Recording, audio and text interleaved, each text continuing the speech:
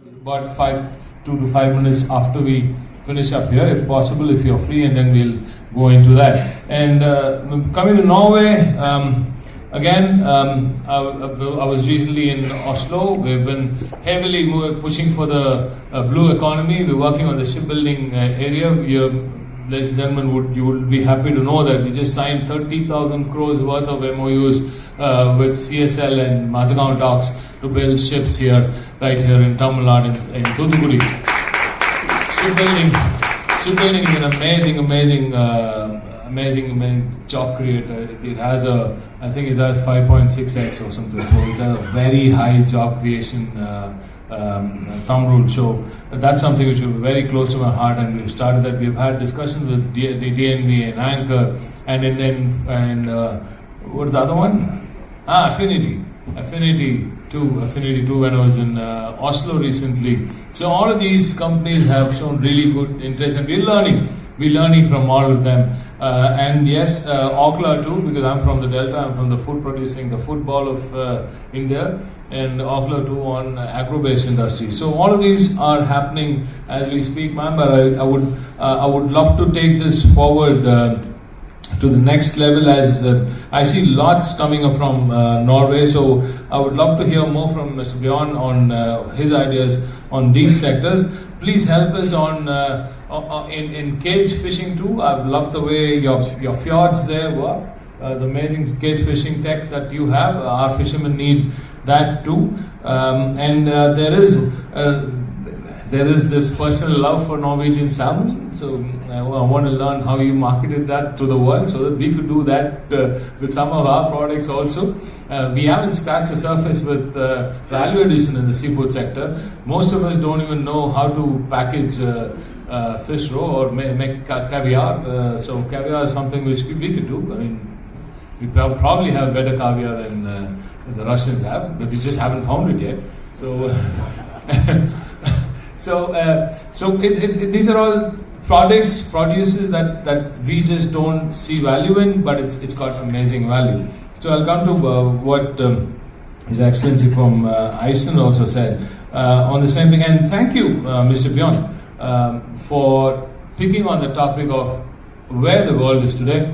Thank you for touching on Ukraine and Palestine and what's happening in the geopolitics of the world. It takes some courage to do that on a world stage, and I think all of us as people of the world should stand up for what's happening in Palestine and elsewhere in the world. And you did touch about what's happening in the US. That's a very touchy subject. I don't know if anybody would want to. And we don't even know if it's the same now. It was one last night. I don't know if it's going to be the same after the President Trump wakes up tomorrow. I hope he wakes up in the right side of the bed. So yes, so all of that is happening. It's possible. There's so much happening. There's so much of possibility between Norway and Tamil Nadu. We just should see more value, and I do see more value, so much value already, but not so much value in Iceland. We haven't done that yet. We still haven't scratched the surface of what is possible in Iceland, and we're not volcanically active like Iceland, but we have the sun to take care of that. If you have geothermal, we're very close. We're very close to volcanic activity. You should try coming here in May. So you should try. I love what you've done with geothermals in Iceland, but we are looking at stepping up our efforts on renewables. As I said, we have the sun, so we have the best possible solar tech available. We produce solar cells, we produce solar modules. We also use solar energy to fuel our grid, and hence we are the number one when it comes to solar energy. But that said, solar energy, renewable energy brings in another problem, which is grid stability. Right? Grid stability is a huge problem. Anybody from the engineering, electrical engineering sector should also look at how you want to put in your value or gain value from the value chain that's going to come up very, very soon when you have so much of excess renewables in the grid. It's going to mess up with the grid in a big way, not just in Tamil Nadu, elsewhere also. All of India needs to look at how you store energy during when you produce renewables.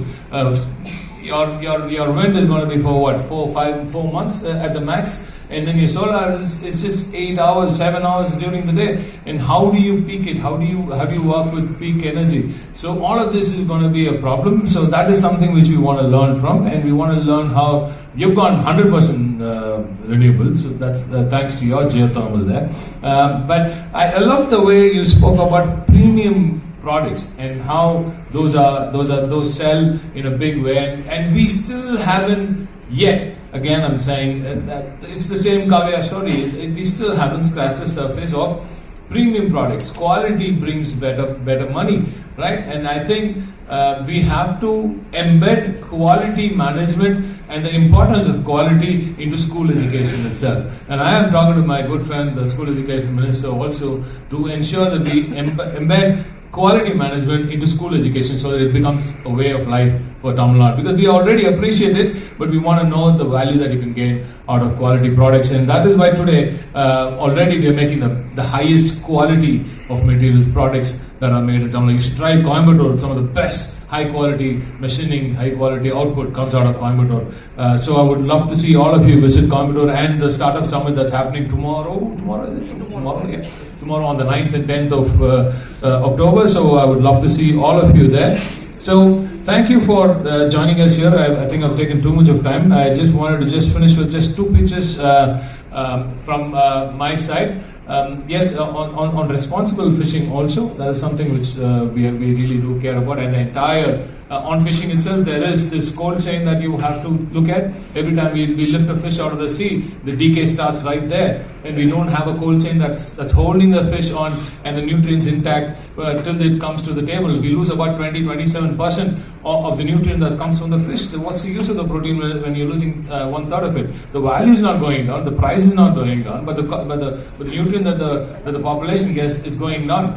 So that is something which I want to work on, the cold chain itself. So there's loads that we can do here in Tamil Nadu. Anything that you can think of, anything that you can manufacture, anything that you see in the HSN code can be manufactured right here in Tamil Nadu. Thanks to the amazing people that we have here, the amazing manufacturers, the amazing MSMEs that are here. This is the strength of Tamil Nadu. My last pitch is to also look at Tamil Nadu as your GCC and R&D hub. FinTech, we've been the masters for the longest time. GCC, we are still ahead, but as I said, two airports beat us in that game for some time. We are trying to correct that very, very soon. But that said, R&D is a game which only Tamil Nadu can play. This we registered about 15,000 patents, 9,000 patents last year. 9,000 out of 15,000. The highest number of patents in India. And we have the highest number of R&D students in India. We have the highest number of PhDs in India, highest number of women PhDs, again, Tamil Nadu. So Tamil Nadu is the R&D hub, and we want to become product nation TN. And this, again, we're doing it for India. We want to make our own products with Swiss tech, with German precision, with inputs from all these amazing countries. I think we can do that too. So Iceland, Norway, Liechtenstein, and of course Switzerland, all of this block can do so much for Tamil Nadu, and we are ready, we are willing, and this government under through MK Stalin will engage with you very, very deeply on a daily basis. As I said, the desk is already open. Thank you, SICCI, and you should start a working group where guidance can also be part of it, and we should probably do a monthly meeting at least as a follow-up to this event here. So thank you, all the excellencies on stage, all the amazing people on stage. Thank you, ladies and gentlemen, for having me here. Thank you very much.